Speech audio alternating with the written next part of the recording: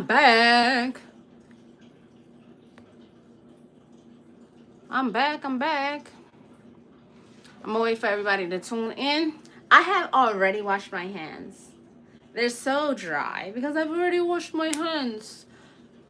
However, I'm waiting for you all to jump on here. We're gonna cook. We're going to talk.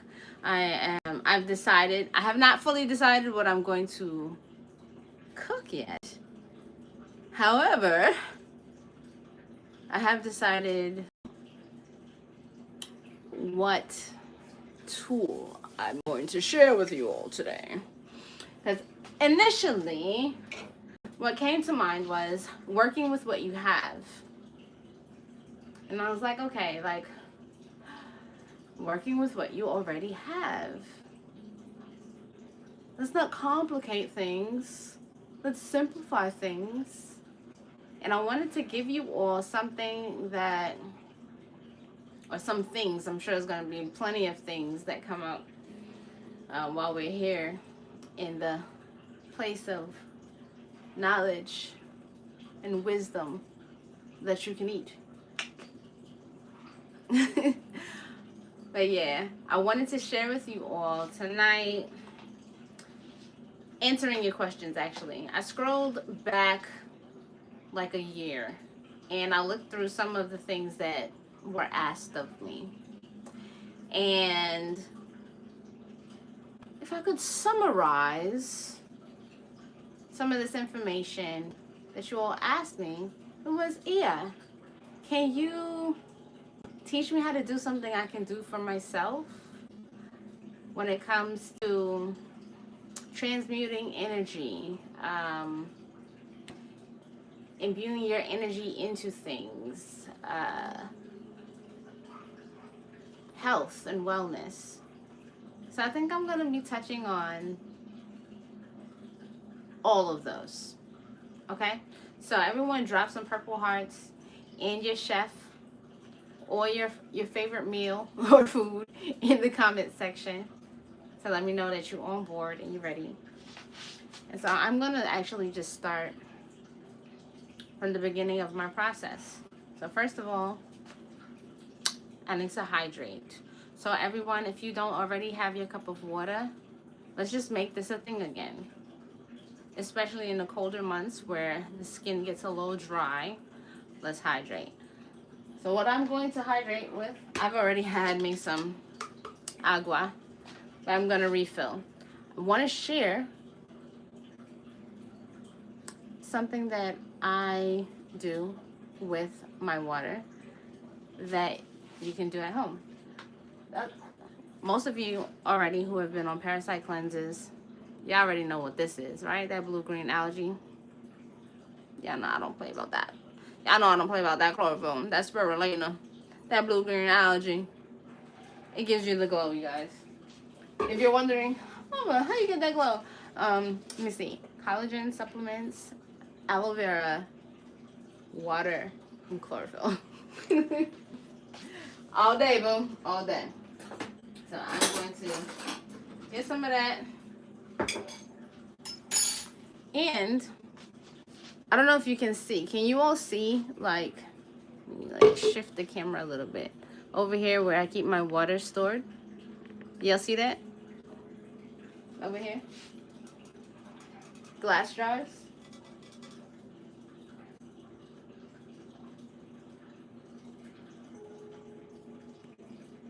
Yeah?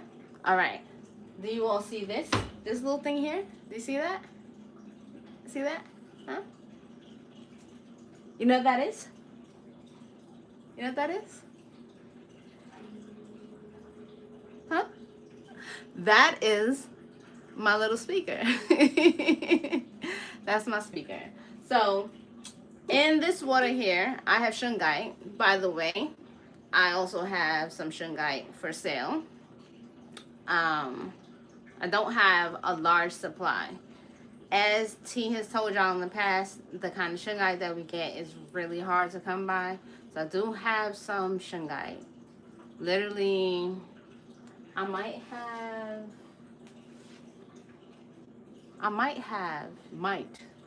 strong might, 5 orders available. So shungite. We know that shungite helps to remove the radiation out of your body. It also helps to filter the water that you're going to be drinking. I actually pour filtered water in my jars with the shungite so that it can pull out the other chemicals and crap that's in there and give me better water. Okay? Now, in my other jar, and these are glass, if you're going to store any liquids for a long period of time, you're not going to drink it immediately, you want to use glass, because these plastics, what happens are the liquids inside of the plastics will leach, right, pull the chemicals out of the plastic and deposit them into your water or any liquid that you're drinking. So glass is your best bet for storage. So when you get, I encourage everyone, you know, this year to invest in either this nice little small set, so it's like a gallon each, right? Go buy your plastic bottles of water and pour them into the glass instead of you having the water sitting in the plastic bottle. That's the first tip. Okay? Now, the speaker that is going 24/7 is charging my water, because we know that water is the most programmable substance on earth. Okay? In my other jar, I have crystal quartz. Okay? So, I mix these two waters. The crystal quartz amplifies the energy that's being charged here, and I have amazing sunlight in this beautiful corner suite, high floor apartment, okay? And the light that comes in, you literally can see the full spectrum of light. The rainbow comes in and it hits the water, and my water is supercharged.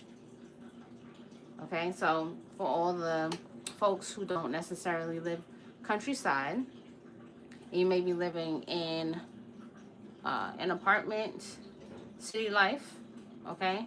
It's way easier when you're really busy, because taking care of the big house, it's a task. It's like a whole project. For those of you know, you know, okay? Labor of love, but it's a lot. So, find yourself a spot where you can get some really great natural light. Get yourself some crystal quartz, and yes, it's safe to soak your crystal quartz in the water. It's not going to damage it. So first you want to clean it, of course. You want to clean it with soap that is fine for clean. Yes, listen to me. I clean my crystals that are going to go in my water with the same thing I clean my dishes with. Why? Because crystals have been everywhere. They're touching everywhere. And crystal quartz, it's not going to get hurt by that. So I'm going to clean it off thoroughly first. And then I will clean it off with like some salt water. Okay? Fresh water. Then I'm going to let it dry and put it in there. Then I will pour the water I'm going to be drinking on top of it. Look, so don't use soap. You use soap to wash your dishes. You're going to eat off of your plates. You're going to drink out of your glasses. If it's not safe to clean your crystals off with a little soap and water, then why would you wash your dishes with it? Make it make sense. Okay? Remember, we need to be present with facts and not like this finesse. I think I figured it out. The reason why this, I think this camera is because I have not quite figured out, it's a new, y'all remember we got a new phone. This is our phone. And I think the camera just turns off at a certain point in time, initially. So, bear with me, thank you for your patience. So that's the thing with water. This is an everyday thing, okay? Now, when you're storing water like this, intentionally, and intentionally underline this word in your little notebooks, because you should actually put this in your notebook. There's going to be some things in here that are actually notebook worthy. Okay?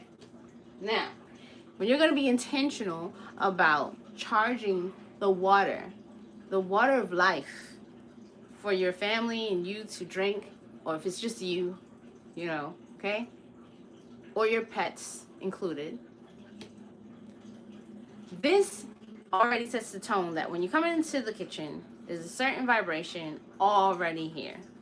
So while, yes, I am charging my water to particular frequencies, whether it's for chakra clearing, grounding, elevating the frequency, joy, whatever the vibe is.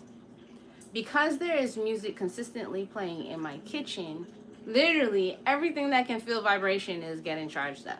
So by the time I get to cooking for the family, the items that are in here are already programmed to nourish everyone. And that's something you want to do. So let me get some water.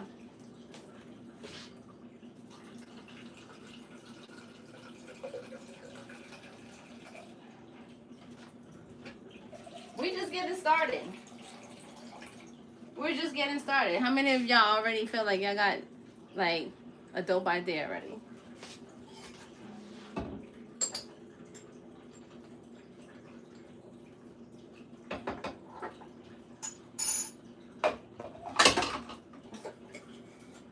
Well, I like to put my water in to my container first before I put my green powder, because when you put it down in the bottom, it just sticks. So we're gonna give this a little shake, shake, shake. Uh-oh, making a mess, and I'm out of paper towels, so it's gonna be messy today. But that's all right, we'll survive. Bismillah.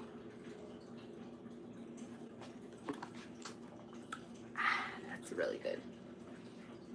That's water that really nourishes the body, mind, and spirit. My dears. Okay, so the purpose of tonight's lesson, let me just scoot this over here because we're going to be cooking together. Now, honestly, the easiest thing for me to make while teaching is going to have to be soup. But I'm going to add a couple of things. I'm going to freestyle what I'm putting into the soup, because y'all, I'm just gonna do that. First of all, I only know that I have a taste for sweet potatoes. Now, sweet potatoes, while they're such a great idea, especially in the nighttime, is that they help to relax. They help to relax you. This is a starch. Y'all, I was thinking about this. Somebody asked me yesterday, what is a good way for grounding when you are really, really out there? Or for example, you took some, hey, thank you, Nagasakwa. Appreciate you. Thank you, thank you. Wouldn't let me love it. I'm trying to like it. Thank you for that. They asked, like, you know, when you go on your medicine journeys and you really, really like high up and you're coming down, and sometimes that transition from being in the astrals back to regular life can be a little jarring, I would say, on the nervous system. Especially when we go into doing rites where you're crossing through liminal spaces, and honestly, you're going through a death rite, and you need to re-embody. I call it that. I don't know if that's a word, but we're gonna go with it. Y'all go with that? Starch, potatoes, sweet potatoes, rice, pastas. those types of foods are your go-tos, especially if you are, you know, when you come out of a deep meditation, and the practice is you should touch things hard, like the walls, your body, your environment, to bring you back into alignment with the physical realm. Start, y'all. Okay? So one of the things that I like to do, especially when I'm going to be doing a lot of gate walking, what I will do is I will already prepare at least one sweet potato. Because for those of you who don't really know that much about gate walking is all about necromancy, all forms of necromancy, some very high magic, and there's a very close relationship that does not exist without it with the jinn realm. Okay? So in order to do that properly, an initiated person has to go through a lot of preparation in order to become quite unalive and still come back from that. And depending on the mission, depending on what has to be taken care of, returning from those types of missions can be especially challenging on the physical body.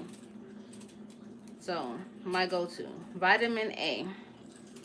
It's amazing for the eyes. It's an antioxidant. And another thing that is great for the skin and hair. Okay? You know, when we want our pets to have a beautiful shiny coat, and have their colors be popping, those beta carotenes, that's what gets them to glow. Okay? And we too want to glow. Fair? Are you okay? It's my cat. All right. So before I get into this, there's some things that I usually do before cooking. There's a word that I want to share with you all concerning cooking as a householder, cooking as a sorcerer or sorceress. And I want you to now look at, when you're cooking,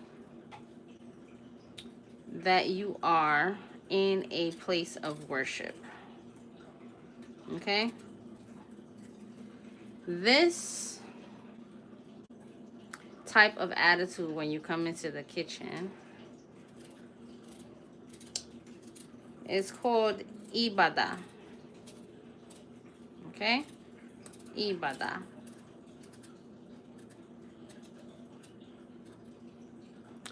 Ibadah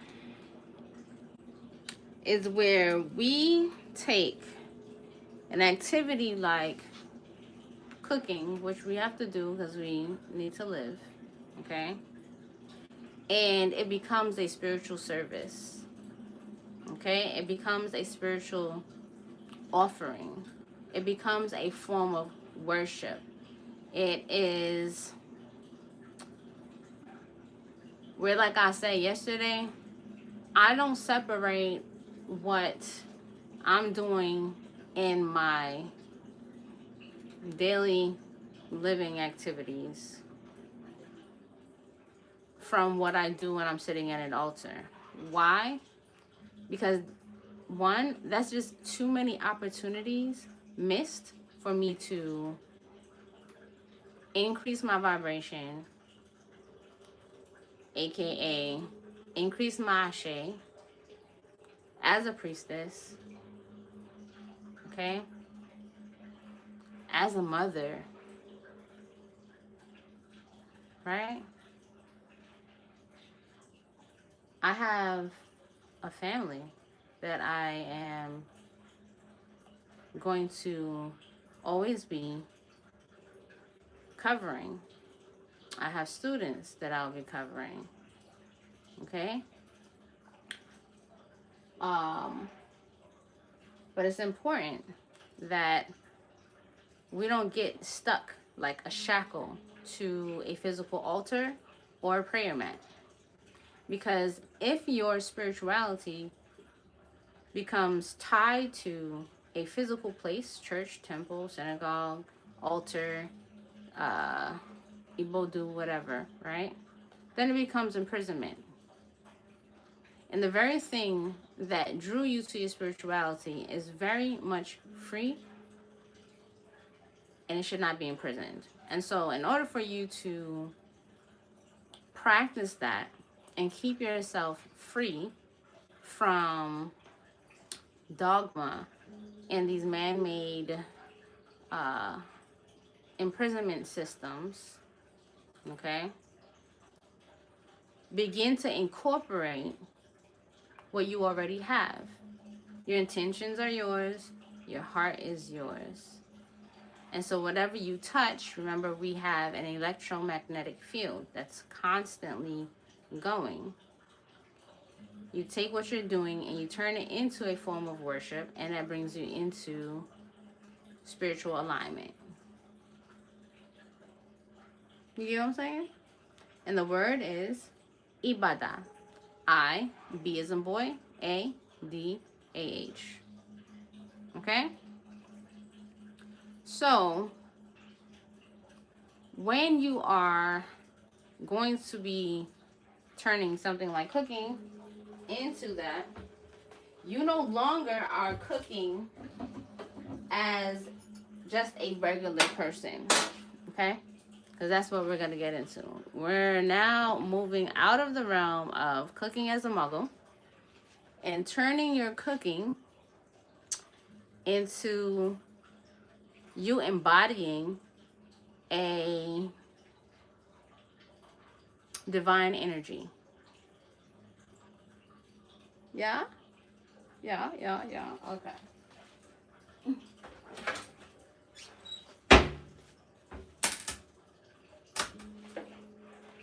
We there with it?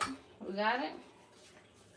So that means when you're about to cook, and you're going to cook with the intention of ibadah,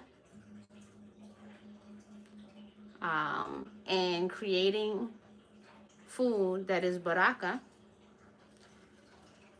you're going to want to make sure that you're clean physically. You're going to make sure that you're clean mentally and emotionally. It's not a good idea to prepare food for yourself or other people if you're in a very heightened emotional state. That is not one that you want to spread. Okay? Now,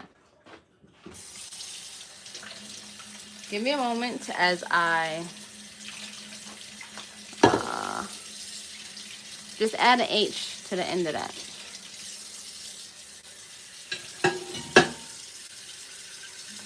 Just getting some water to boil.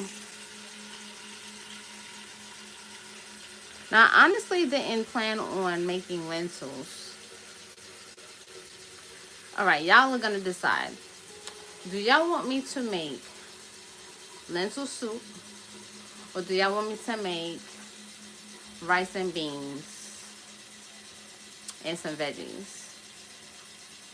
Press 1 in the chat if you want rice and beans and some veggies. Press 2 in the chat if you want lentil soup.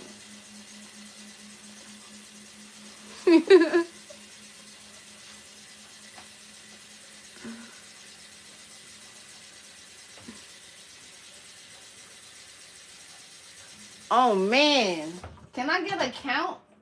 Can one of my wrenches count for me? What we got? Uh-oh. Okay. I said 1 for rice and beans with veggies. And then we got 2 for lentil soup. Who got it? Do I have the ability to do like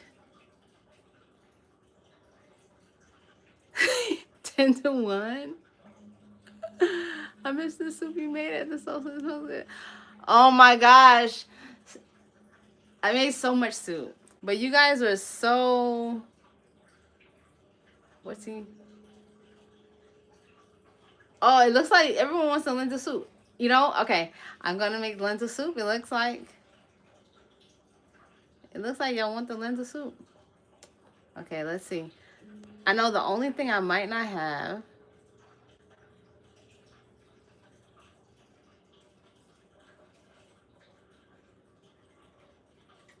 Alright. So that's what it is.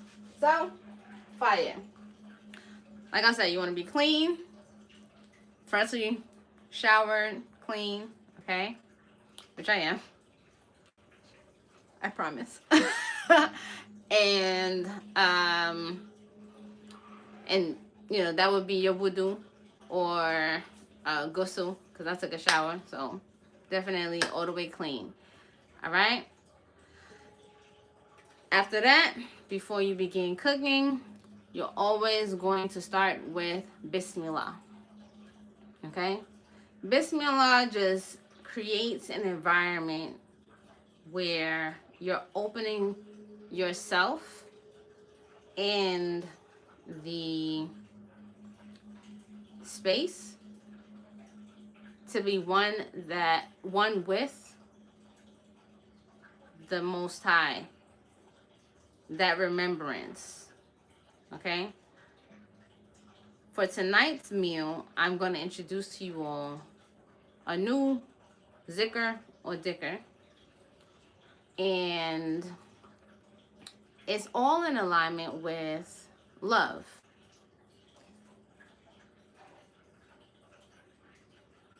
Love is a very complicated subject. And most people don't really understand love at its highest peak. But they do understand chemicals, chemical reactions, feeling good, dopamine rushes, you know, little oxytocin never hurt nobody, that kind of thing. However, when it comes to this form of cooking and the zikr I'm going to give you all, this is a love that is not romantic. Okay? This is a love that is more about creating something that is going to be nourishing, life-giving, without any expectation of anything in return. Honestly, in any type of romantic relationship to love, there's always some condition, there's always some expectation. And if we can be honest about that, then perhaps people wouldn't get their feelings hurt. But you know, I digress. Tonight, we are exploring Barakah. Barakah means that the food that's going to be prepared, the intention is for it to bring a very deep inner peace.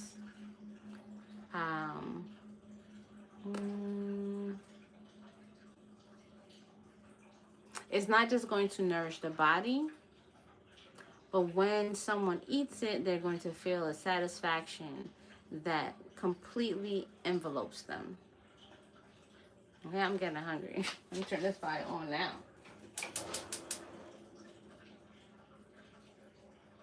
So why is this important to me? This is important for me to share with you all because, like I said, there are so many ways that you can begin to charge yourselves up. charge your cells up, right? Makes sense. Outside of sitting on your prayer mats. And if you begin to look at life through this lens, it makes doing the other work so much easier.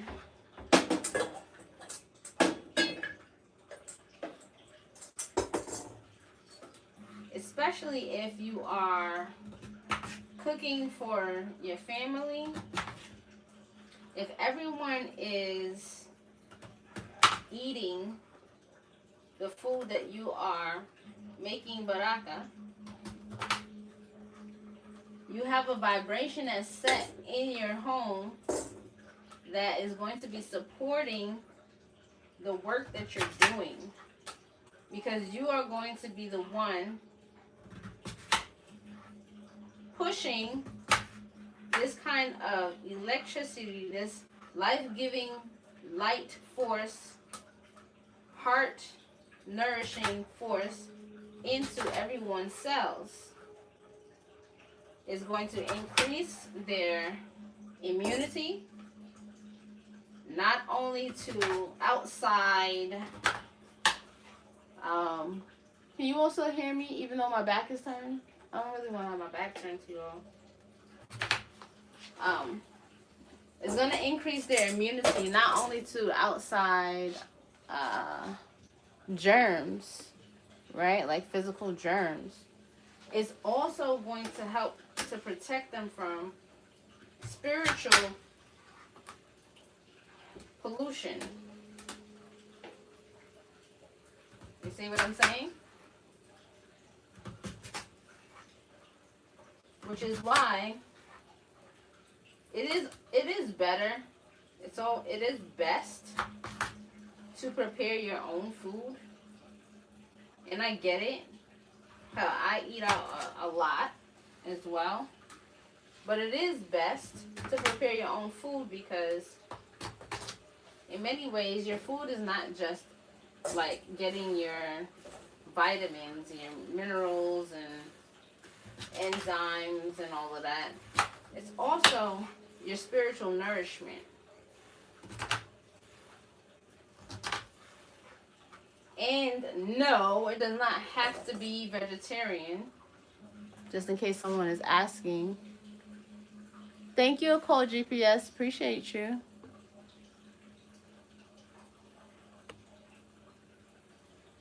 Alright? It doesn't have to just be veggies. Why do you think there's halal meat? Halal meat is the same thing. That animal that's going to be made to feed somebody's family has been prayed over and was supposed to be killed in the most peaceful of ways. Now, I don't want to hear how can you call killing an animal peaceful in any way? There's no way around it. Killing it is violent. Look, man.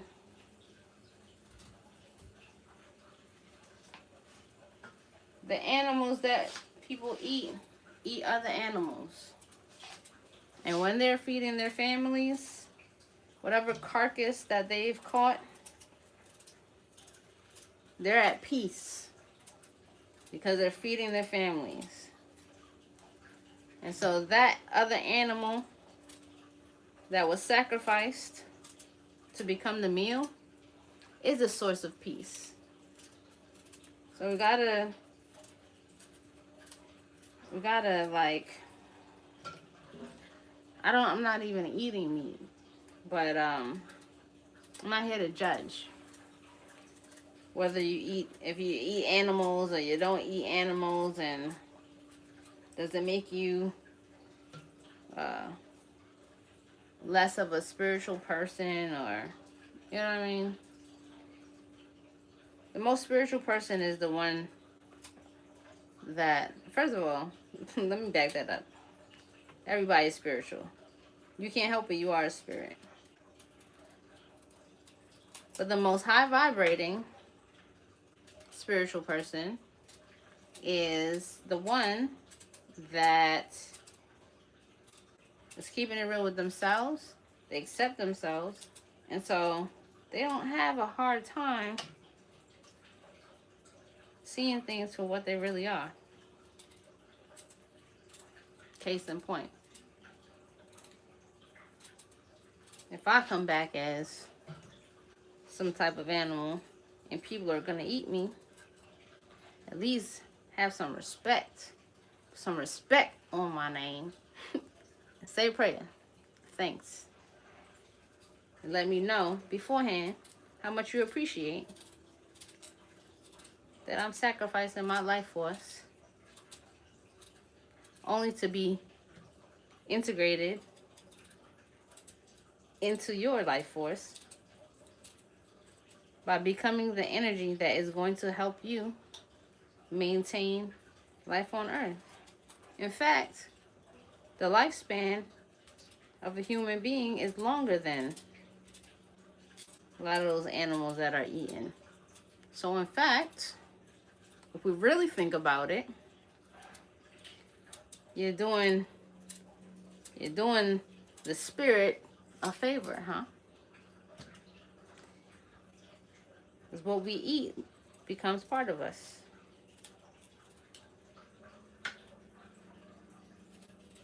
Honestly, we can philosophize. I think so. Philosophize, whatever.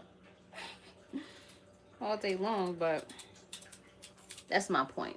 You gotta open up your mindset. Open up your mind. And don't let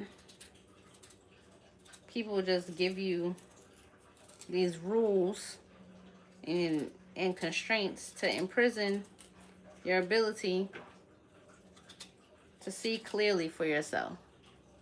So a lot of folks are living in, I gotta say the older folks, honestly. A lot of older folks are living in some really toxic shame behind rules of engagement that aren't even real.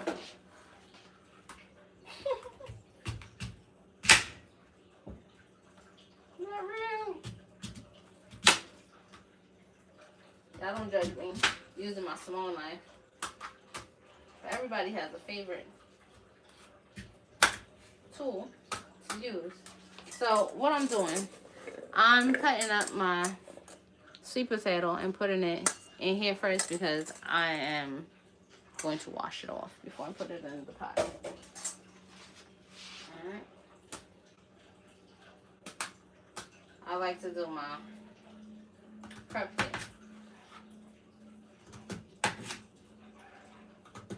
So how many of you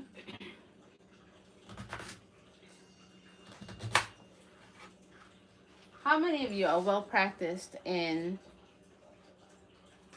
giving love that does not require something in exchange for it? Be honest. Press 1 in here if you're well practiced in that.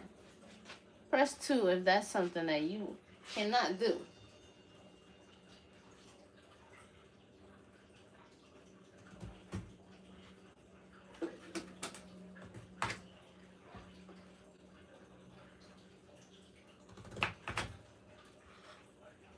Okay, I see a lot of ones in here.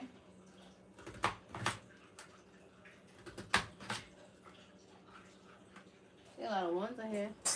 That's good. 1.5. Loops V11. I bang with that honesty.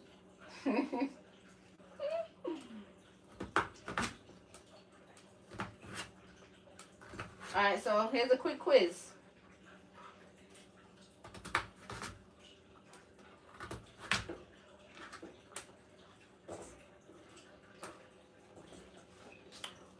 What is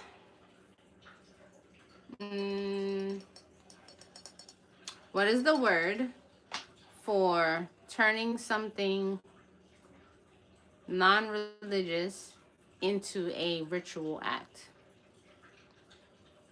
Put the word in the chat. If you're late to the live, sorry. Nope.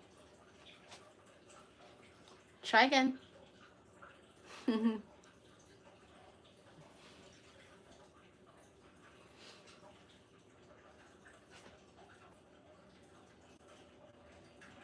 Correct. It is ibadah. All right. You're correct with the double A. Ibadah. Because as the word, the root of the word is ibad, and it means like servant, right? Now,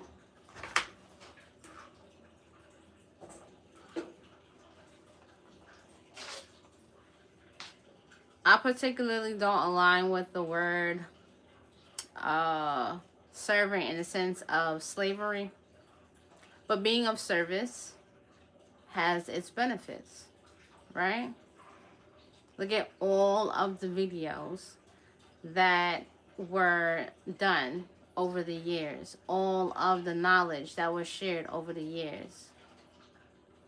That in itself was a huge offering of service to those who are watching, because the content helped to uplift your awareness, to teach you, to give you practices, for you to change your lives for the better.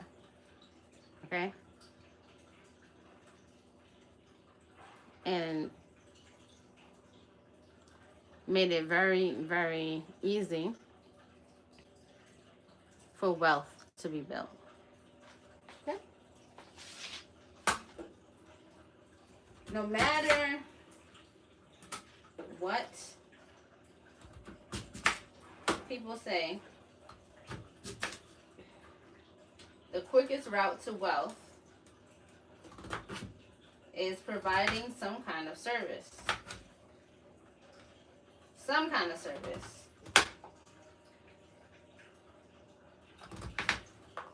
It's actually quicker than providing a product.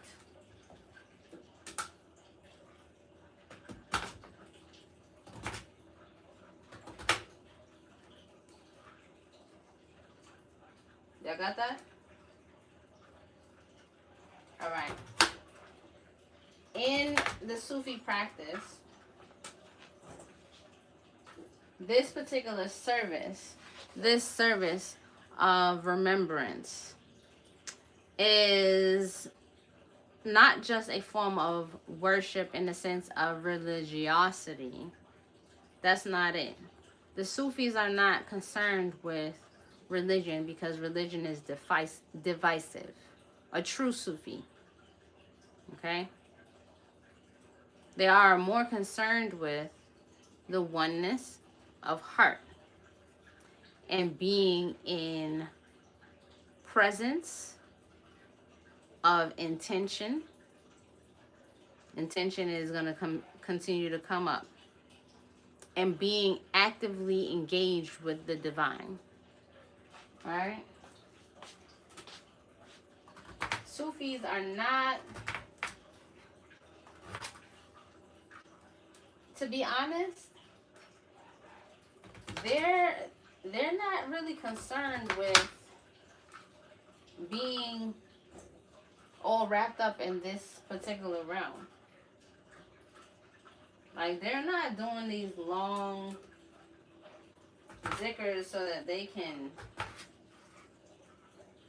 party and drink and be merry with everyone. There's a higher party happening, and in order to get there, they gotta be zikkering, or like the dervish, okay? The Turkish dervish. I feel like I'm saying this wrong. Sometimes that happens. My brain has to come online. But essentially,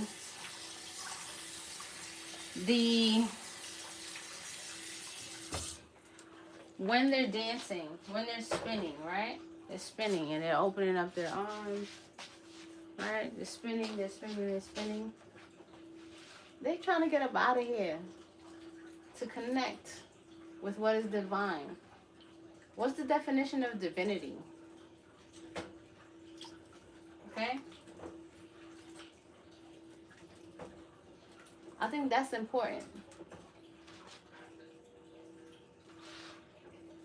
I think that's important because there's going to be a lot of talk and lessons around what's divine and what is not. What's divine and what's the opposite of that? What's profane? Okay?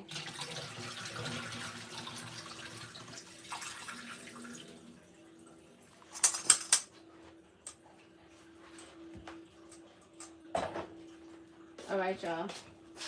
We're going with lentils.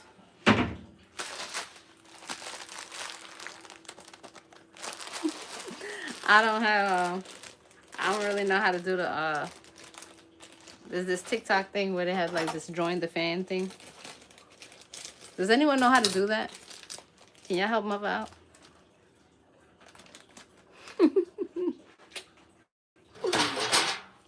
Here's what I'm going to do with my lentils. 1 bag is enough. I put it in this.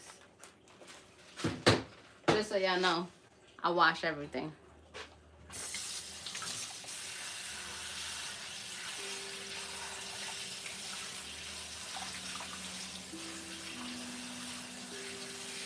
Okay, I wish I could hear y'all. You know what? I'm going to do this on Zoom next time.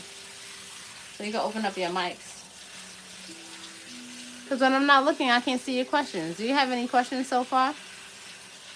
What I'm doing here is I'm rinsing out my lentils. Although, I'm going to throw these lentils into a pot of boiling water. Once again, you all, please bear in mind that your food travels a long distance unless you are eating farm to table. All right, y'all?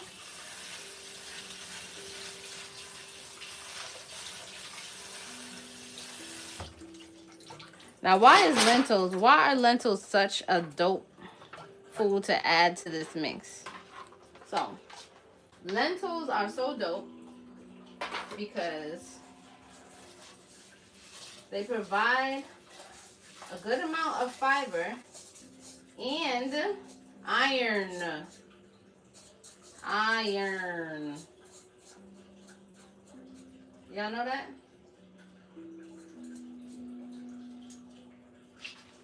Iron. What else? What y'all know about lentils? Share in the chat.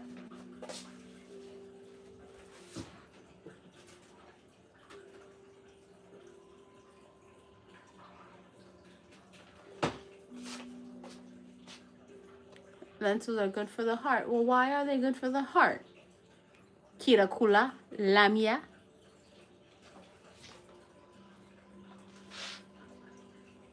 Can you share with the class why they're good for the heart?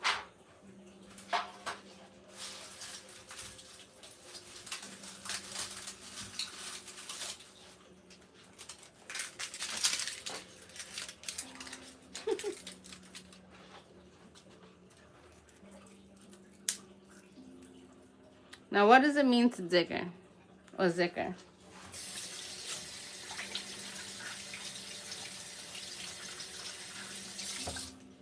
Can you just Zikr because you're just repeating a name of Allah, or repeating a surah? Does that make it that? What are some of the main components of a Zikr?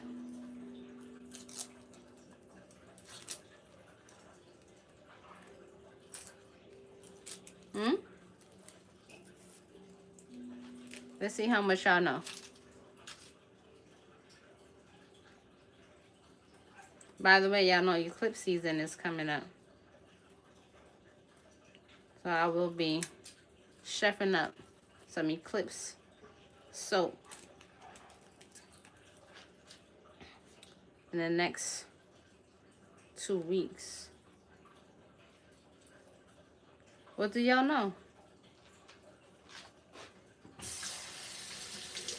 Don't be shy. Why y'all be shy? At night is most powerful.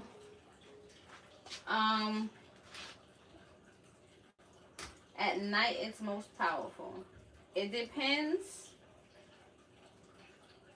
It depends on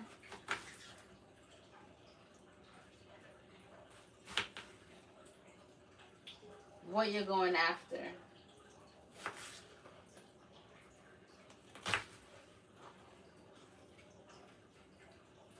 But it is easier to make contact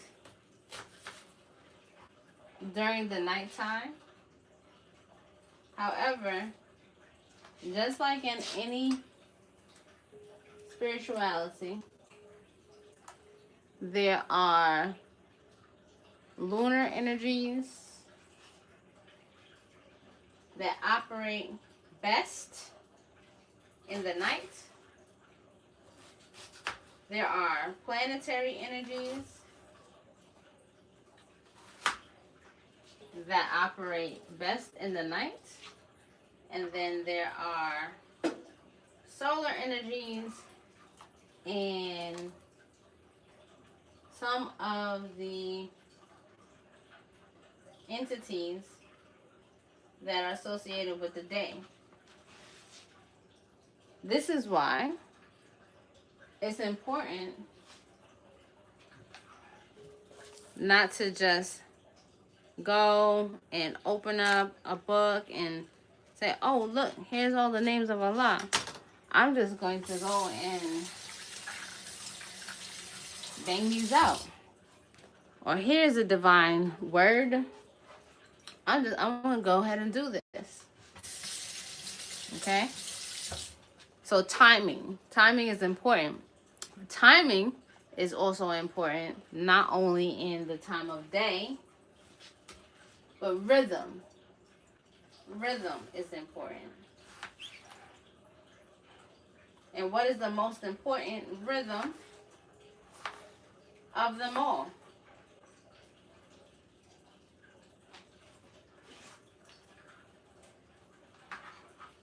Huh?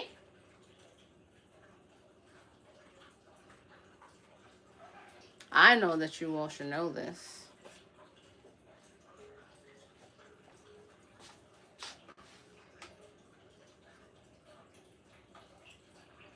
Based on Sufi principles, what is the most important rhythm? Ashe, the heartbeat. So the point of this repetition is not for the sake of repeating. It's for aligning with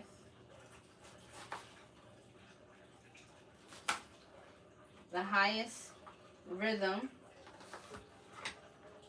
in town. And that is the one of your heart.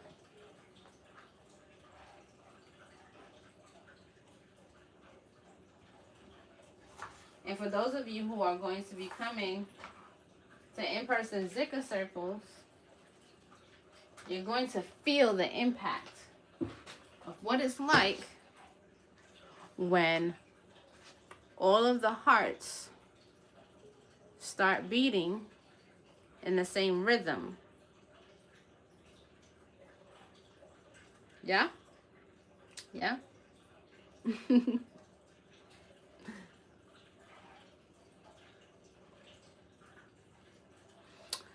For some of y'all, the Zikrs are creating some restlessness because you may not physically or energetically be all the way ready for the energy. I mean, let me just put it like that.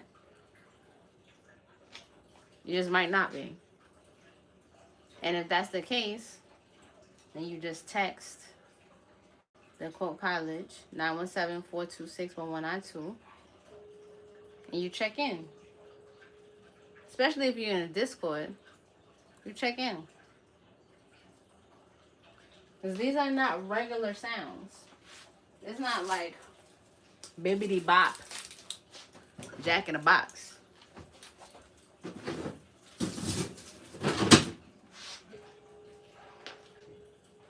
It's a lot of energy. It's a lot of energy. It's not to say that you can't get up there. But you're damn sure not going to get up there tomorrow if you haven't been doing this. That's the whole purpose of consistency. That's the whole purpose of following the instructions and starting with a lower count before you climb the mountaintop to a higher count. You know, some of y'all are real super ambitious, and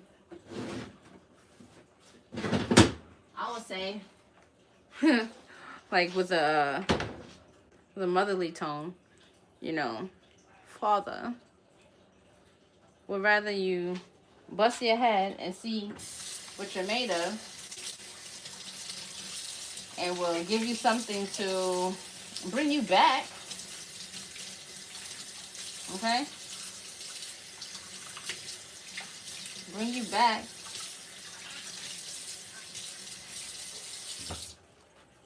But I'm going to tell you why that form of learning is important for us, especially. You see, for a lot of folks, tapping into anything spiritual has always been shrouded in a whole bunch of fear-mongering, right? Don't do this, don't do that, it's evil, that's demonic, oh, that's gonna hurt you, and that's too much for you, and you're not ready for that, and right?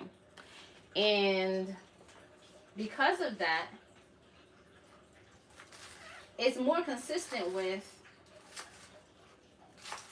the same societal rules and systems that make our people afraid to take the risks necessary to build wealth for their families, afraid to have hard conversations with their families to address issues that need to be healed and handled, to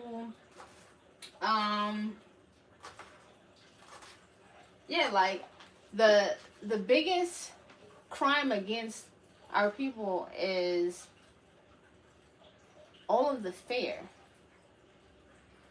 around loving ourselves, all of the fear around trusting ourselves, all of the fear around being great, taking risks, and being seen. How many times has a voice of freedom, of creativity, of thinking outside of the box been muted for the sake of some false sense of security? So it is actually very important that you have the type of leadership that is knowledgeable enough to throw your ass into the depths of the ocean, knowing damn well you might not be able to swim, but they do have the ability to grab you if necessary. And that's the difference between mothers and fathers. That's how my dad taught me how to swim. I tried to learn how to swim in the baby pool, the kids' side, for a long time. I remember I was like in Ocean City, and my stepmom was there.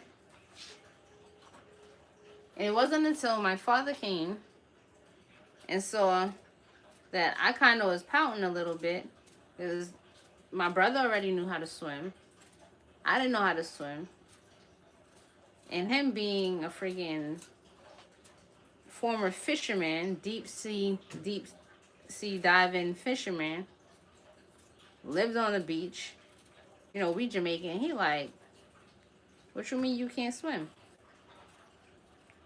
And I was like, I don't know how to swim. He said, show me. I tried to show him my little doggy paddle. And he was like, come in. And he just walked up to me and he threw me in the pool. Because a lot of times the only reason why y'all don't know how to do something and y'all don't know how to regulate your own nervous systems is because you allow fear to keep you from opening certain doors, or even to keep you from learning how to open a door and close it. Press 1 in the chat if you get what I'm saying. That makes sense.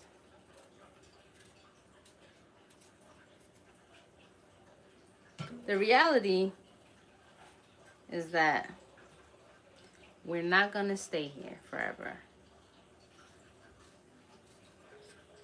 So if you have curiosity about something, you have to remind yourself that the worst thing that can happen is that you won't be here anymore. And honestly, that would be the worst part. Not even for you, for somebody else. Because once you're not here, somebody else will fill your shoes. Quickly.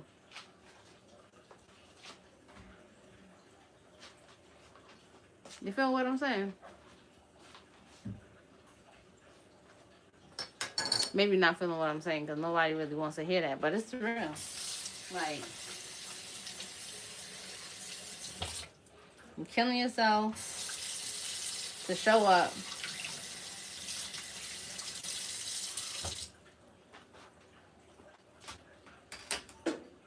Only to miss out on a lot of different opportunities. And when you're gone, the best thing that'll happen is somebody will remember your name and talk about you sometimes. But sometimes y'all not even gonna get that.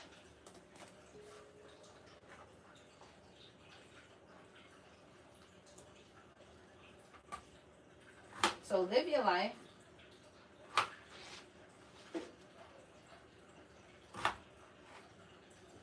with some more vigor.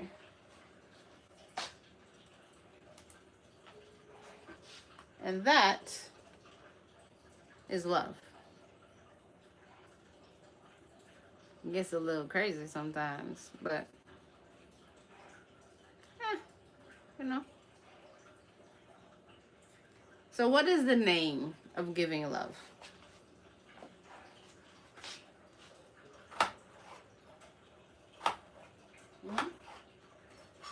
What is the name of giving love?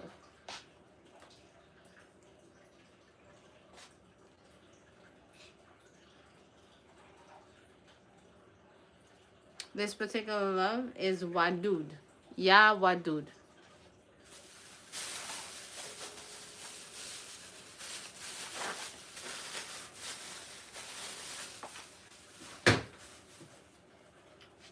So one thing about cooking, cooking with the Zikr,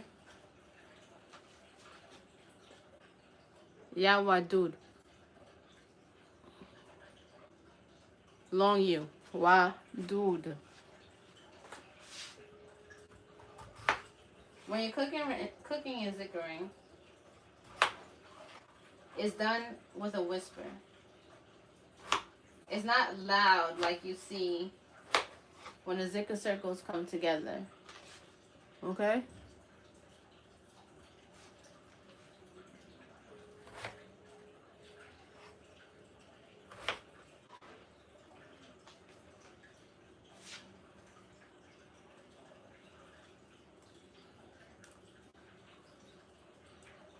When we're aligning with the night,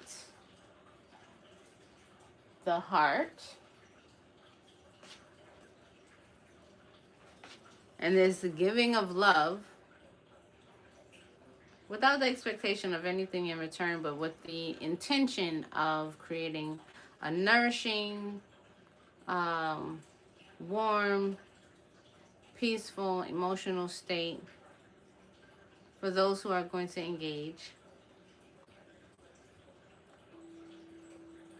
It sounds like we're preparing for some Leonine energy as well.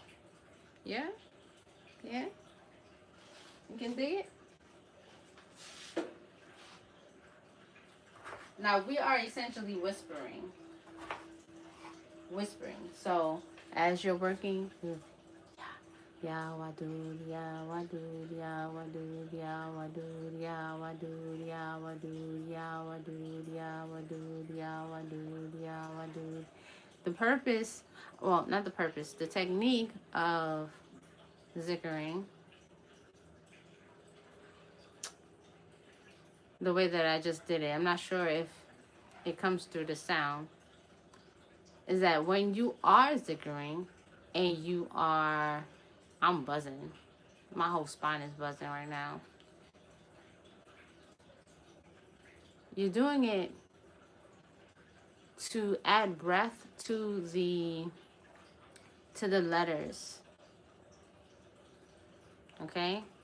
So the Arabic language, the written form, is a living system. Those letters, that script is alive. Okay?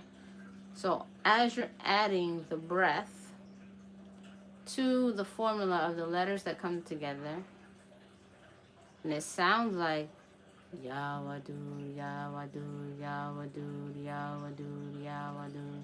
If I go Ya Wadud, Ya Wadud, Ya Wadud, like I'm loud, right? I'm actually disturbing the energies that are around the kitchen. Okay? You want to do it in such a way that no matter how high pitched your voice is, because I know my voice is not really deep like that. However, where the breath is hitting the heart, you can feel it resonating through your sternum, right? This chest plate, the bone right between your lungs.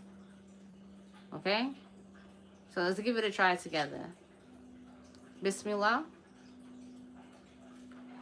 Ya Wadud, Ya Wadud, Ya Wadud, Ya Wadud, Ya Wadud, Ya Wadud, Ya Wadud, Ya Wadud, Ya Wadud, Ya Wadud, Ya Wadud, Ya Wadud. Yeah? So what happens is, because you're whispering this and you're vibrating it through your being and you're doing it over your food, now, rather than you sitting at an altar and lighting an incense, the smells of the food, you see that? You see the smells of the food mixed with the vibration that's hitting it starts to invite that divine energy. And so now it's not you any longer preparing the food. You're inviting Ya Wadud to cook the food. Understood?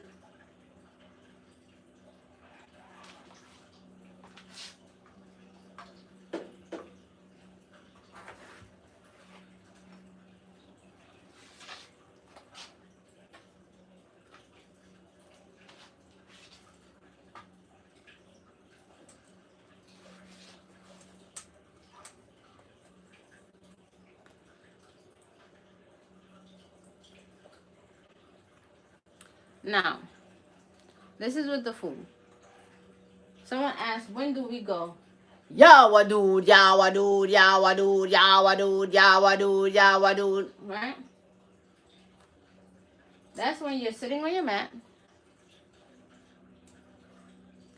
and you're working with something that is more solid and you're trying to pierce the realm.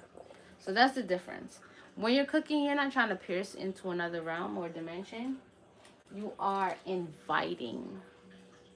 You're inviting the subtle energy, okay, to connect with the essence of your food so that the food will be filled with that particular quality. Much different than flying on your carpet. You get what I'm saying? You wouldn't want to even put that kind of emphasis like that into the food, because the food is supposed to nourish and bring a peaceful, like a peaceful journey to the ones who are eating it. There's a reason why you don't want to argue in your kitchen while you're cooking. That makes sense? It's just too sharp.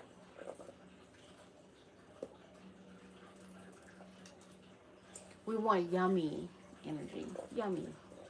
We want when someone takes the first bite, all of their sweetest childhood memories come to them.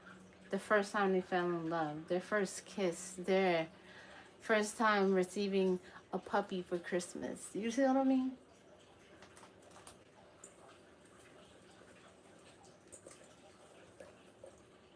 And when you make this a habit, quite literally, when people come into your home and you've been cooking, they will already feel that way.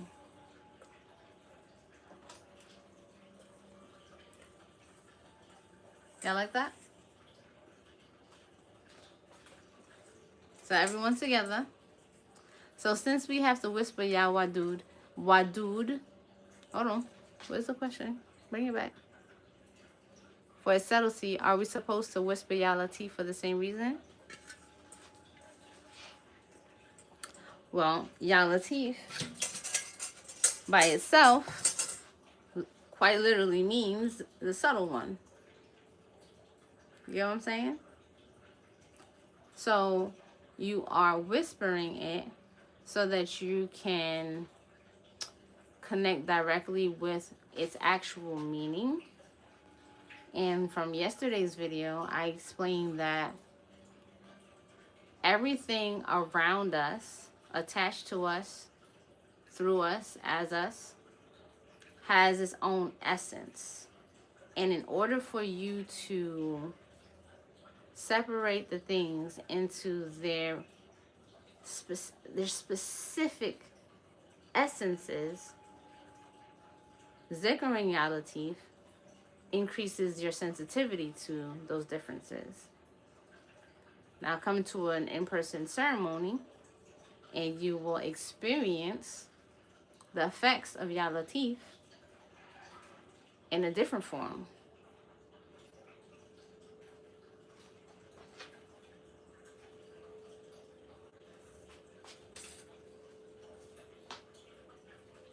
Does that answer your question?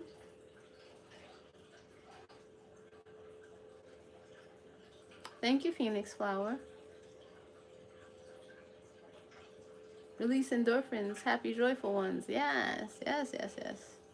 The food should be quite the experience.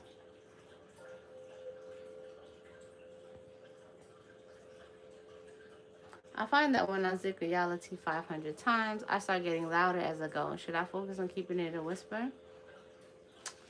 Now you're talking about advancing your practice. I like it. I like it. You gain a lot as a developing, practicing sorcerer by mastering reining that energy in before you pound away at the forceful dynamics. All right. This is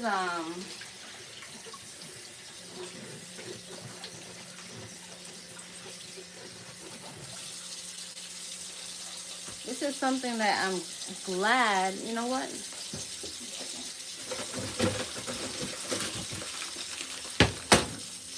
It's something I'm glad that you asked about.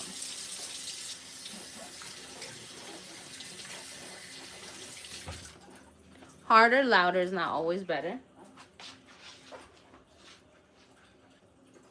We adults, y'all caught that one. Right? And it's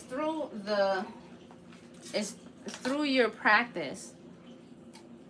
Your practice with sitting with the intensity and knowing how to dial up and down the intensity intentionally. So you're not just going to know how to do that off rip. But what happens is, as the energy builds up, when you're hitting these higher numbers, it's so easy to get carried away. Easy.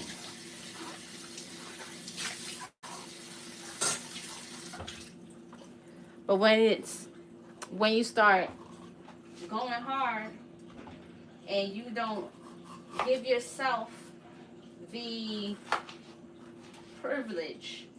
This is a privilege. First of all,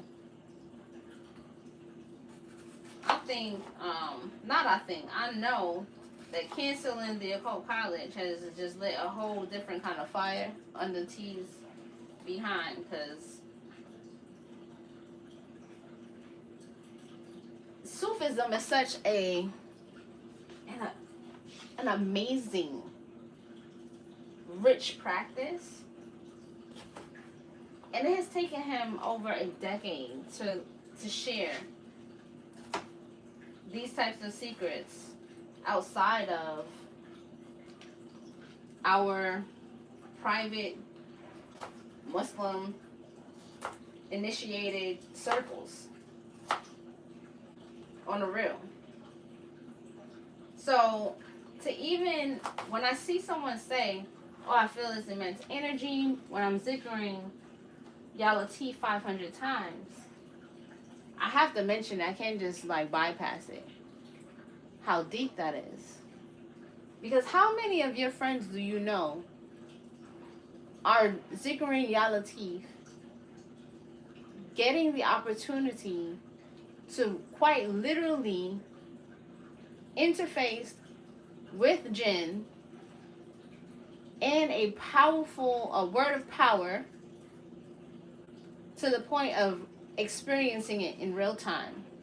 And then because you've been given such a high number, which nobody's gonna give you, don't even try to go to any Muslim circle, or even if you come across some Sufis, don't even try to even ask them nothing about that, because they're gonna look at you like you're crazy, okay? And you're not qualified. So don't embarrass yourself. Don't do it. No one's gonna give you that. So you have that, which then lends you the opportunity to see what it's like to feel that much energy and learn that I have this much energy running through me. Now I need to learn how to control it. So it's like jumping in a Mustang and you flooring that thing. And you've never driven a car that can go that fast. So you just crash out, you burn. You're going to total your car. But the fact that this is like someone gifting you this Lamborghini and then taking you to a place where there's this wide open road, where you have enough road to feel the speed and then learn how to hug the road. And now you can mix control and precision with the speed, and that's a whole different ride. Going like this, boom, is not the same pleasure that you get from knowing how to switch gears.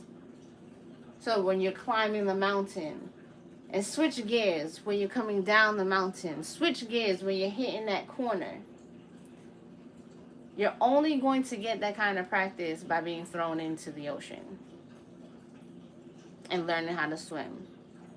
So to answer your question, yeah, for right now, hell yeah. When you start feeling that energy picking up and it's taking off with you, funny story. The very first time that I received a high number for Ya Latif, it actually literally felt like I got picked up on 10 freaking horses and was like, okay? So initially, I was tired. Like, I knew I was awake when I started, but I was tired initially. So it was hard to get through it. And then I built up the momentum. And by the time I built up the momentum, that joint was taking me off like I was on a freaking horse. And then I had to learn, okay, how to climb. How to climb in momentum. How to climb in the impact. That way, when I get to using it, fast forward to now, when I get to using it for a specific purpose, I'm more surgical with the practice.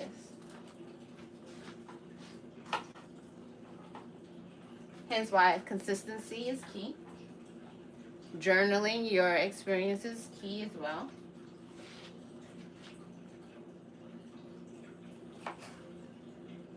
Because I don't want to say this is a once in a lifetime experience. I just want to say it's a very rare experience that you're having.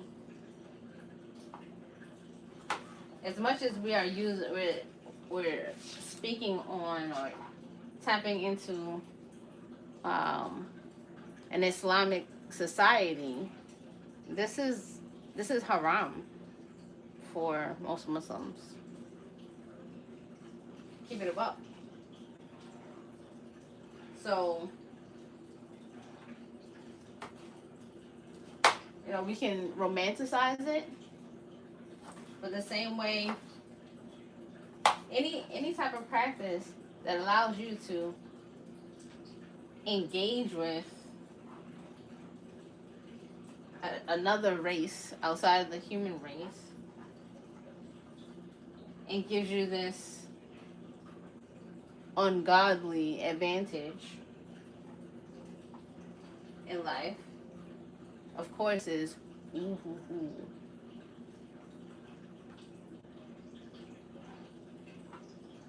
Make it make sense, right?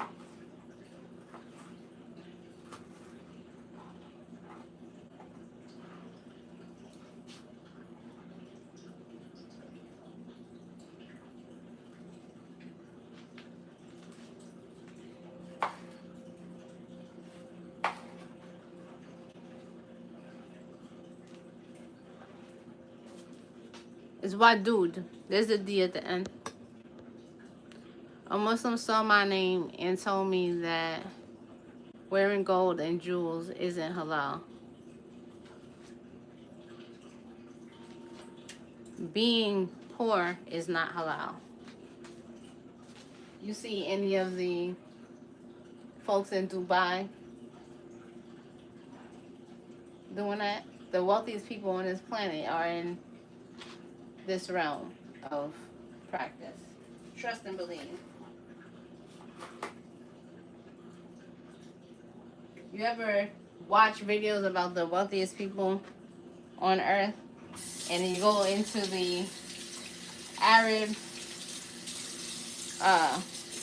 Muslim countries and ask what is their religion or their practice part of how they got so wealthy? And they're like, absolutely. Absolutely.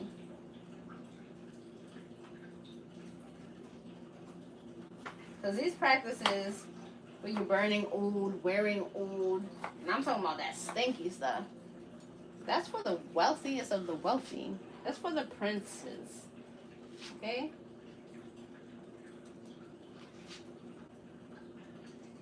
Talking about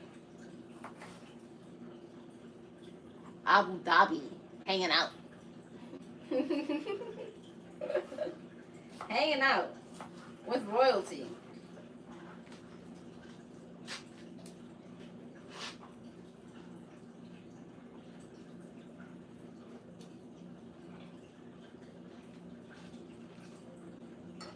I'm feeling very red, so I'm actually not going to put more green in this. I'm going to put some coconut milk. And I'm going to put some frozen veggies. I don't have corn on the cob, but I do have some veggies.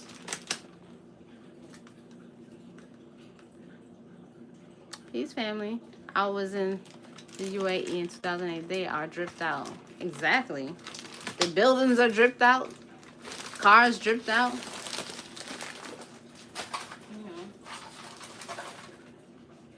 Don't let anybody tell you that there's anything wrong with you having wealth. Gold around your neck is actually like a spiritual staple to remind you that this is the highest form of spirit, living entity. This. And every spiritual system that's really about you remembering that you are a creator. This up here needs to be adorned with gold all the time. But you know what? They have Muslim men, gold is like a feminine metal.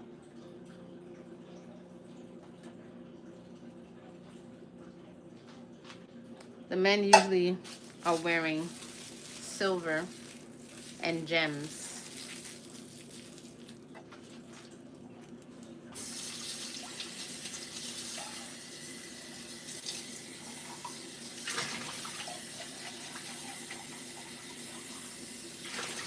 Any other questions?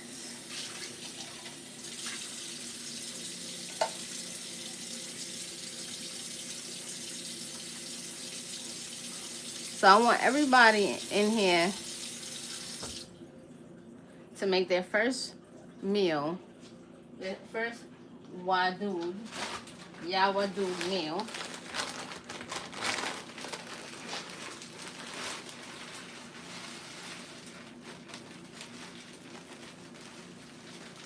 As y'all can see, I don't measure nothing. I'm a real cook. You feel me? I'm a real cook. I want everyone to make their first Zikr meal using Ya Wadud, starting with Ya Latif. And let's go back.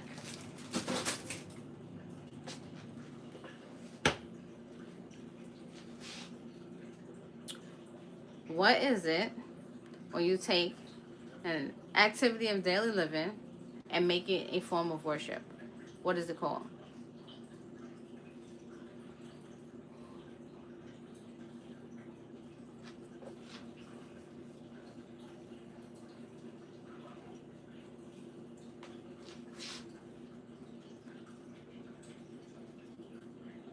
No.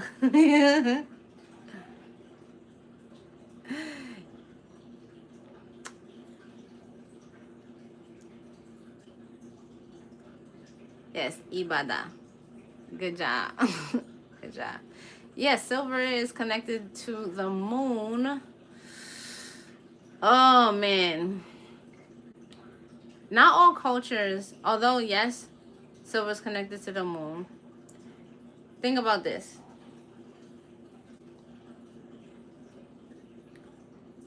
If I'm a man, I should be wearing something that is a feminine energetic.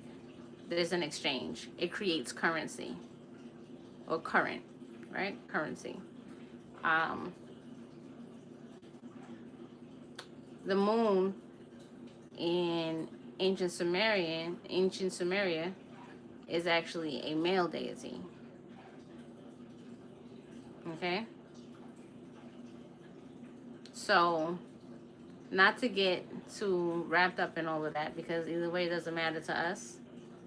We're going to wear us some pure metals. We're going to wear us some gems. Okay?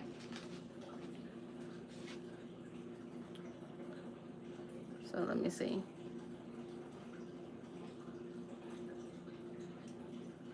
Mother is belief also important in doing. Oh, mother is belief also important in doing zikrs? I mean, do I have to believe in Allah in order for the zikrs I recite to work? The zikrs given to you are going to work on the work. But for those who are believers, they're going to be way more enhanced because they are words of power anyway. Does that make sense? Right? It's just because you're not a believer doesn't mean that the words are not going to work, because quite frankly, when they start working, it's probably going to make you a believer. if you're getting the things that you really are into and you want to take your practice to another level and you want to gain entrance into a different, more elite society, that's like a natural thing that'll happen. Now, personally, I feel like that's the best way for anyone to open the door to any structured practice, because your heart led you to it. Not because I said, or me or T said to you, well, you have to take Shahada in order for you to practice this. Nah, you don't have to, okay? But for everyone who is wanting to actually tap into a whole nother veil to be lifted, you will have to. You know what I'm saying? You could come and visit, but you're not really going to tap in all the way. Like, you're going to feel the spirit, but you're not going to embody in the same way. It's not a threat. It's an invitation for you to do this organically through your own heart. Okay? Because it's the sincerity of your heart and that's going to take you higher. What is the meaning of, what is the word for divine presence when you use zikr while you're cooking? Okay? What is the word? The second word I gave y'all. That means that now you are working with the divine presence in your food. It's no longer just you in the kitchen. Oh, I need some cilantro.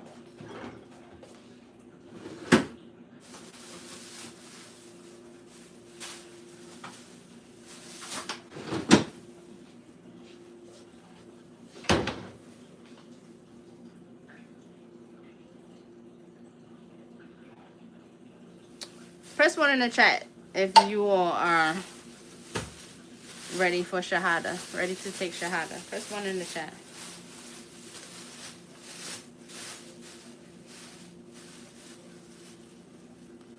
Yes, Barakah is the answer to the question I just asked you all before I asked the Shahada question.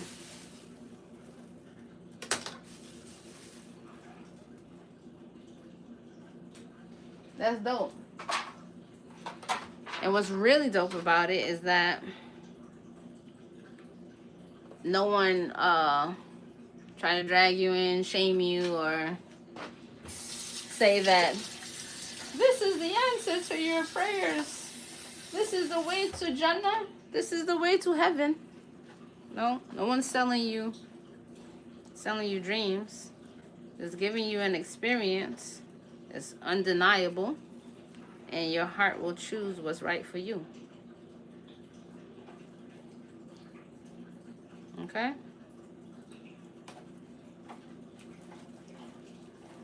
Let me see. I saw some questions here.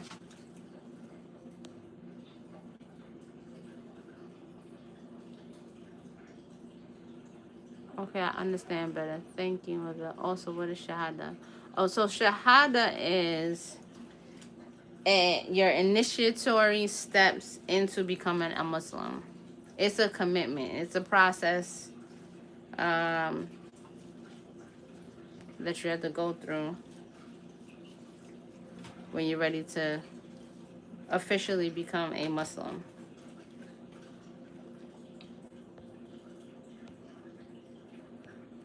Is it supposed to be little troll spirits running around making noises during this work? Not every spirit you hear or noise you hear is a troll. So I think you want to, especially if you are, when you're zikkering, you want to be respectful, like, of the energies that you're calling. You're calling a divine name of Allah. That's not a troll. And the ones attracted to that sound certainly have respect for that sound.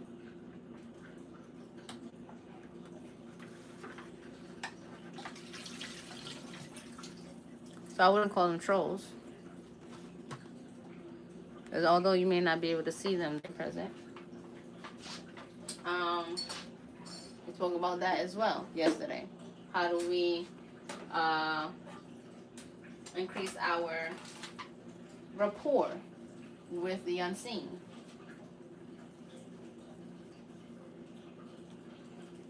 Now, can you have some trickster spirits around you? Sure. If you're getting more activity in your home, yeah. Jinn are making themselves known that they're in your space. But you need to follow the lessons and the instructions, including some of the I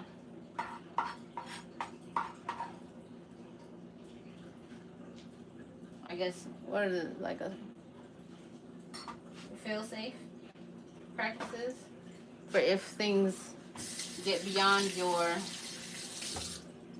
things get out of hand for you. And that varies between people. So y'all following? I'm gonna add a little bit of olive oil. There's some fatty.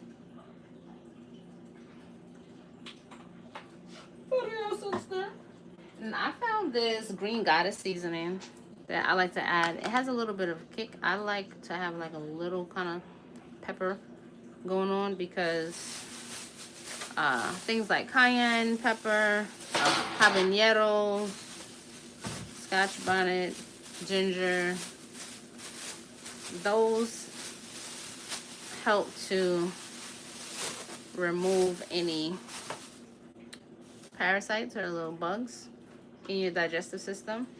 And this one has some jalapeno peppers, some lemon juice, vinegar extract, rosemary, lemon oil, so it's flavorful. Let me see. There was a spell that was in the post section on the Twitter page on how to open a portal. Can I leave that portal open while I zikr? Is that safe? I'm not sure what you mean.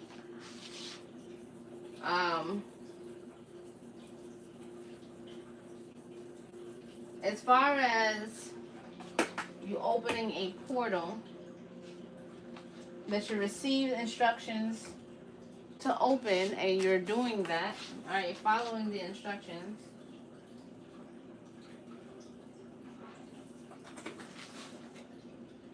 you should be fine. Is it a portal for something unrelated to the Arabian Nights and such? Probably want to close that so that you can be more precise with what you're experiencing and not have any crossover. I mean, that's just common sense to me as far as real occult work. You know what I'm saying? Like, especially I'm doing something new, I'm going to want to make sure that I get the opportunity. I give myself the opportunity to start off fresh and clean. Does that make sense?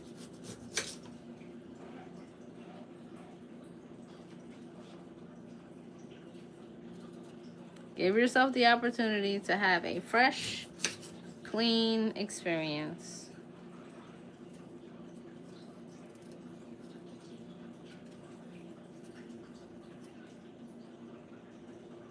When you invite too many people to the party, entities to the party at one time, now you don't really know the quality of one energy from the other.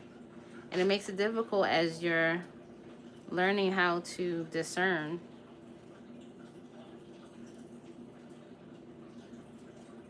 Make sense? Press 1 in the chat if that makes sense, y'all.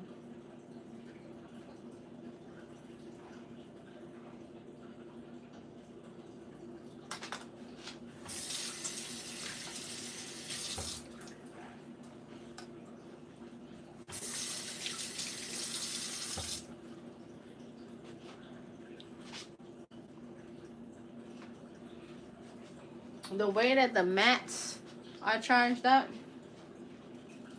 those actually become those. The mat itself is a liminal point.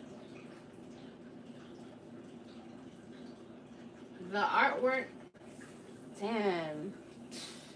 The artwork, we talked about the geometry, Islamic geometry that's on the mats creates a liminal point in itself.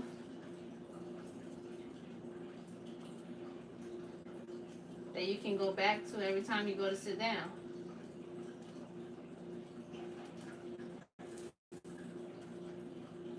That artwork is not for naught. You know, that's why you're not going to see a Muslim prayer mat, you know, with, you know, emojis on it. You know, like in yoga practice where you get on, you can buy yoga mats that have gold teeth on it. And, you know, whatever kind of pictures you want on it. A prayer mat is not going to have that. But it's a real practice, and everything in the design has a meaning to direct you towards focusing on those divine names and your form of worship, your form of remembrance, your form of prayer. But it's a serious culture. The art is encoded to be in between realms.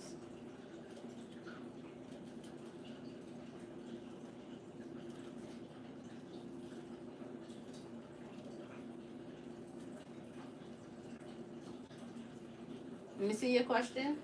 If I missed your question, put it up again.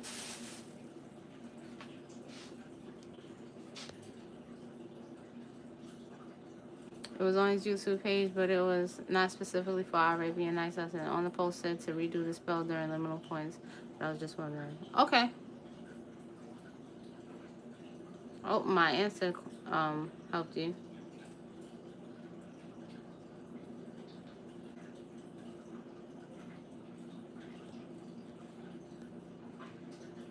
All right, so everyone's gonna make their, for everybody who's in Discord, tomorrow, you're gonna make at least one of your meals with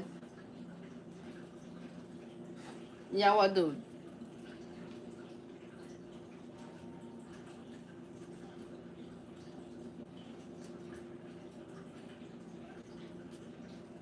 You're gonna do it 100 times.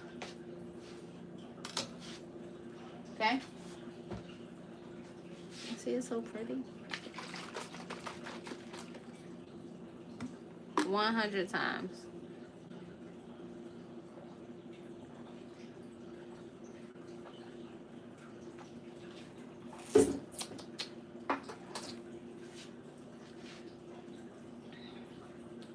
And I want y'all all to document, share in the chat, How your food taste when you were done? How did you feel when you were done?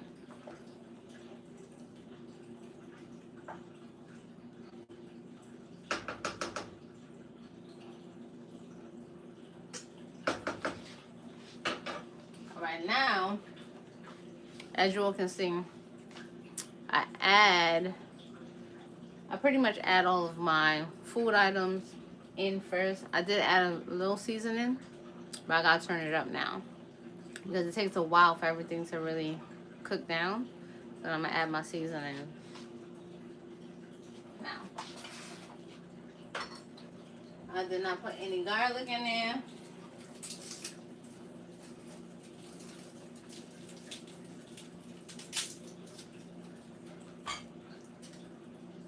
I like my garlic to be growing still. Any questions? Is anybody cooking along with me?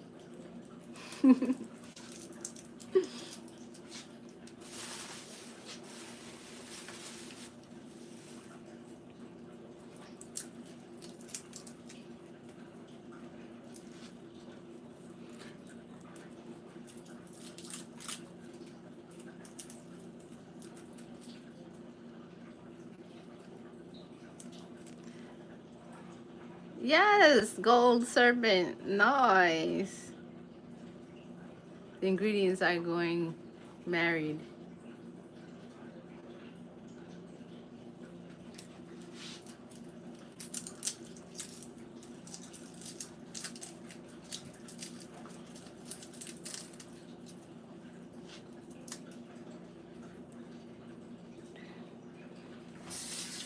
I don't understand what you were saying, 23. Real Money Magic is cooking. Nice, nice, nice. I love that for us.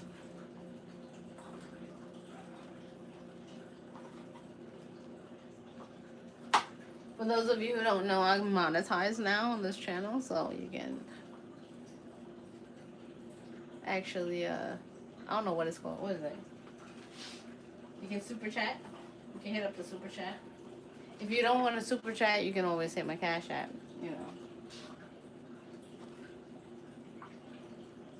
I'll have a banner up soon. Chi Vital. Peace, what up, Moonchild? Where you been, son?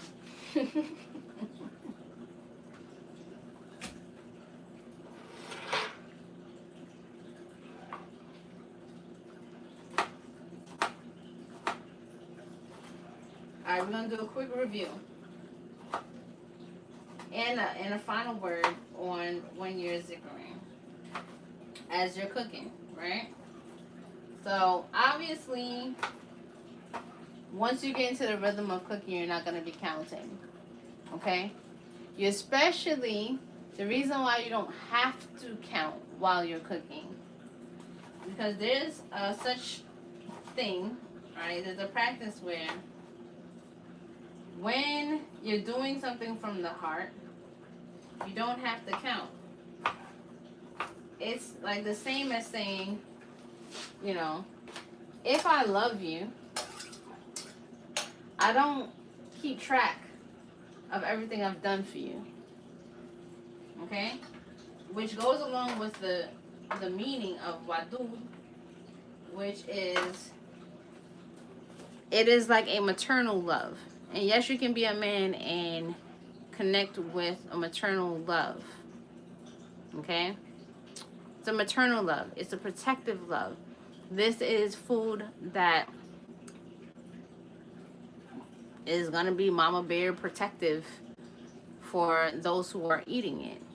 There's no asking for anything in return for making the meal. Okay?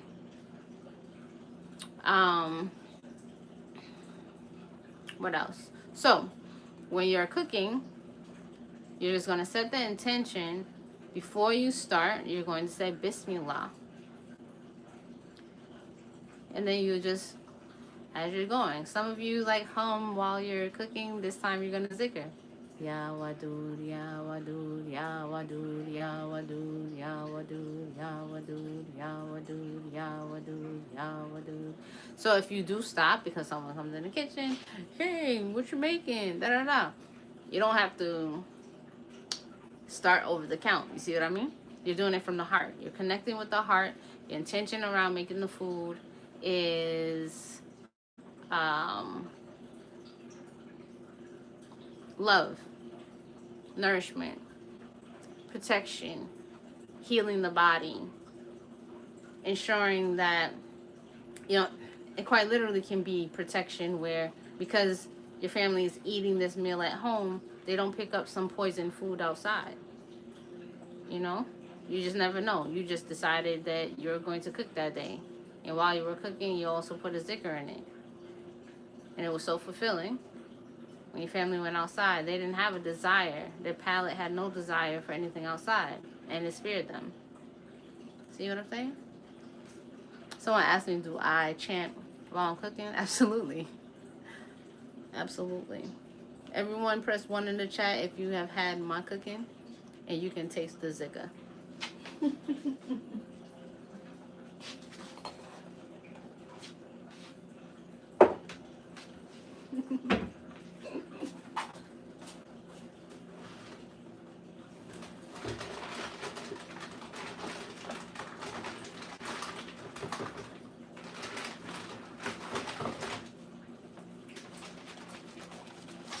Another one of my go-tos, liquid aminos.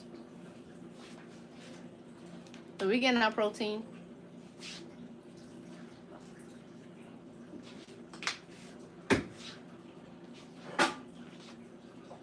So what do we have in here? We have lentils, we have onion, we have 1 onion, we have 3 cloves of garlic, got some Lowry seasoning salt, got some green goddess, sweet potato. Only put 1 Idaho potato. I think that's a russet. 1 potato, 1 white potato. Coconut milk, cilantro. If you have culantro, yo, when the culantro is in the market, get it, because it will change your freaking life. Shouts out to my abuelita. She put me on. Panamanian. A Panamanian chica. What else we got? Some mixed veggies. Mixed veggies are green peas, carrots, and corn. Oh my goodness, you know what's missing? Turmeric. Turmeric. Exactly. I hear you, ancestors. Turmeric. It's cold. We want to warm the body.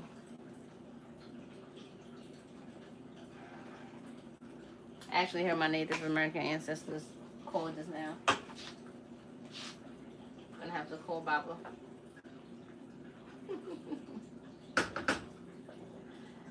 The family is talking.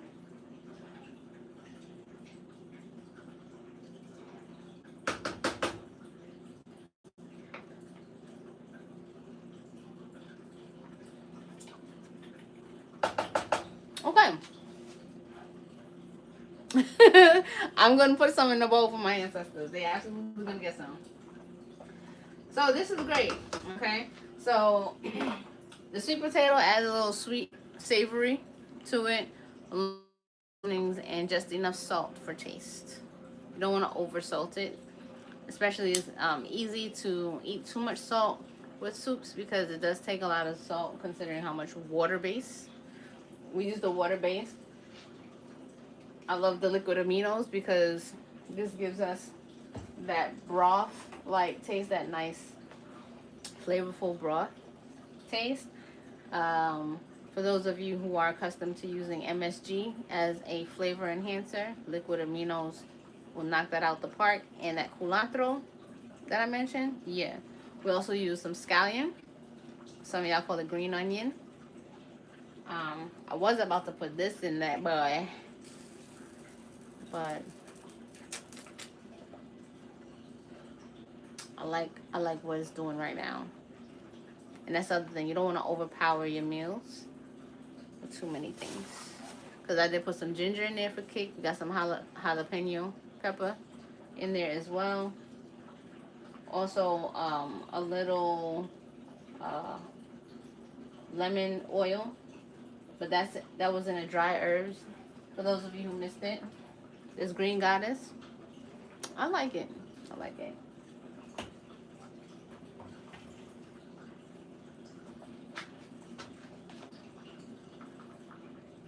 So yeah, this is really a healthy meal.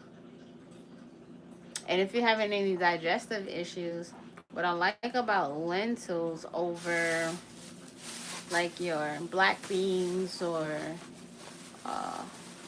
red beans is that they tend to digest a lot better without giving you the bloating. Slytherin siren. Who was that? Scotch bonnet, I want a plate.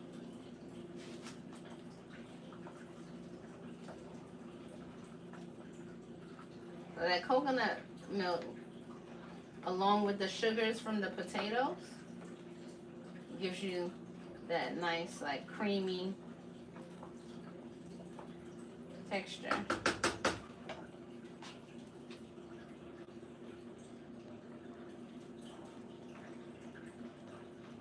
Slytherin siren. The answer is, oh, turmeric. What are your thoughts on seitan? Listen, man, seitan is my favorite vegan protein, just for taste. Just like it. I love it. I love it. Right. Can we do Ya Wadud for other things, such as when doing my daughter's hair?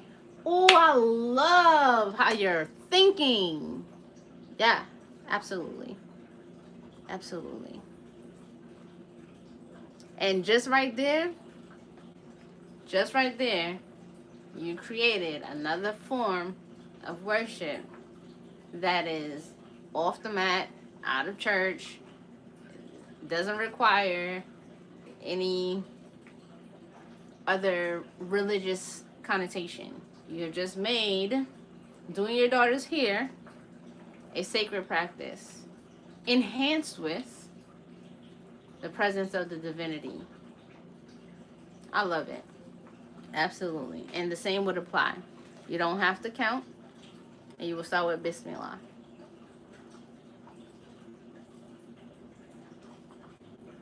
I'm glad I caught that question because I had to scroll up quite a bit to get it.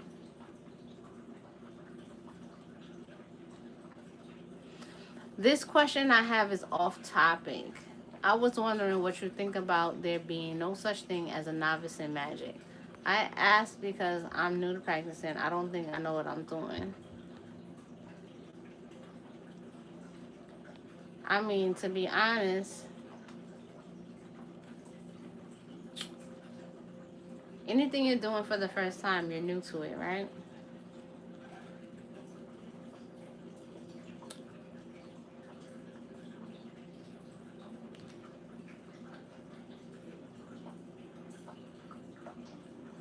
Is there beginner magic? Is there advanced magic?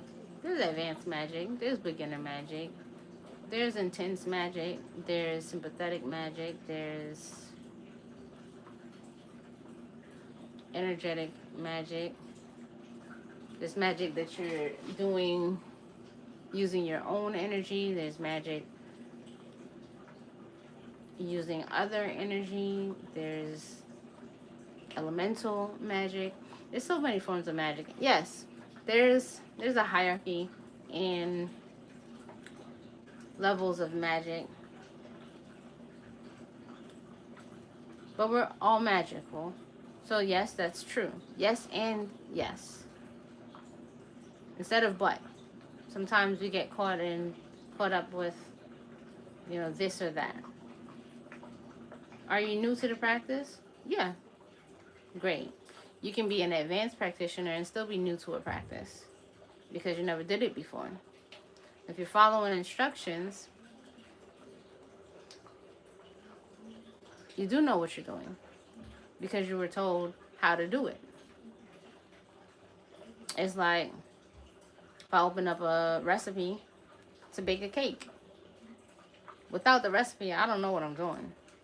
But with the recipe, because I can read, I do know how to do it because I have instructions. Should I not try to make uh, a gourmet cake because I've only made oodles and noodles? No, if I have instructions, I absolutely should try because I can. So why not? Will my first one come out great? A lot of times we have beginner's luck. If not, I'll make mistakes and then I will learn what I need to fix in order to have a greater outcome. That's why I said, this practice, the way that things are being taught, the biggest evil that is being overcome and squashed is fear. The fear of trying, the fear of doing something for yourself, doing something about anything that you want to do something about, which moves you out of the victim mindset of being scared and being the driver and being the main character of your movie. So jump right in, jump right in. Do we finish with it as well? What do you finish what with? What now? Do you finish what?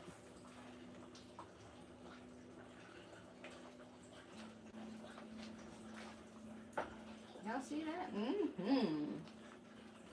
That's nice.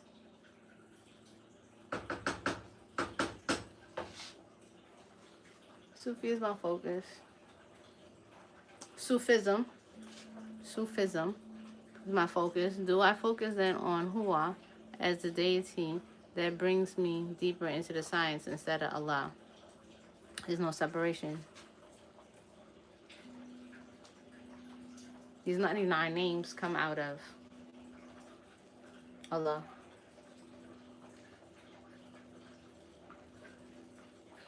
And it's not so linear either.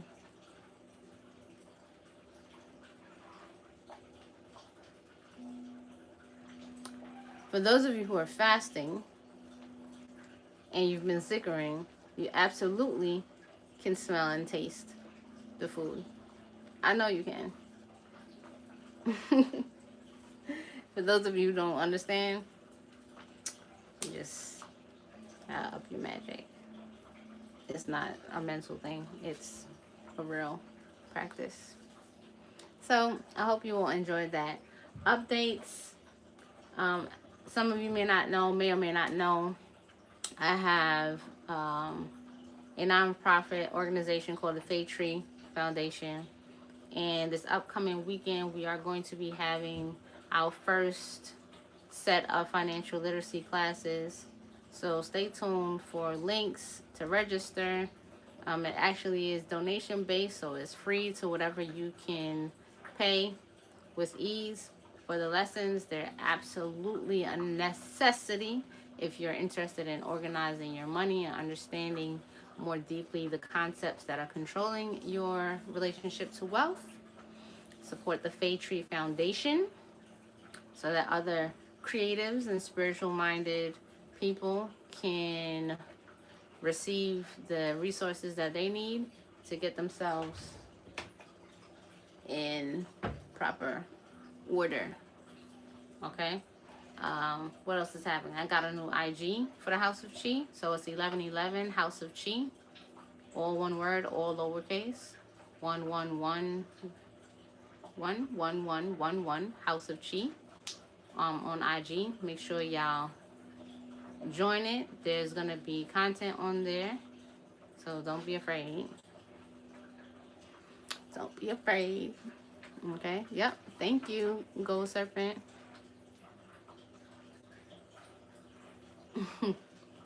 Very good, 23 Divinity.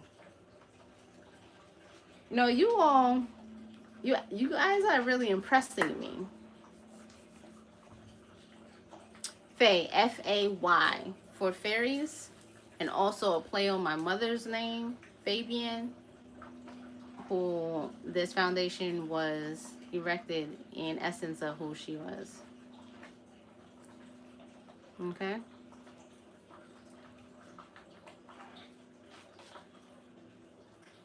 I'm certain I do not want to become a Muslim. I understand that limits how much I can do with the current lessons, but does that also exclude me from becoming an Ashifu?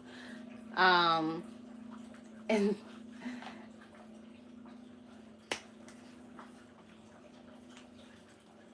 if you're serious about becoming an Ashifu, then we'll have that conversation. Okay? And if you're interested in that, then you're going to need to text me. 202-810-1876. 202-810-1876.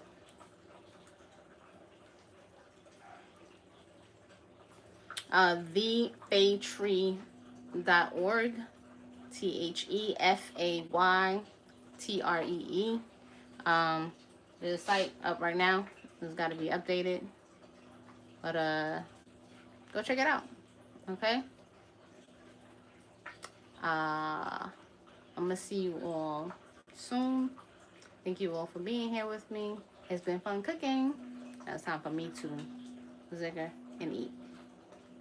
See, my lips is dry. They're dry now. Talking, and I need some moisture on my lips. Peace, love, and bliss. Enjoy your soup.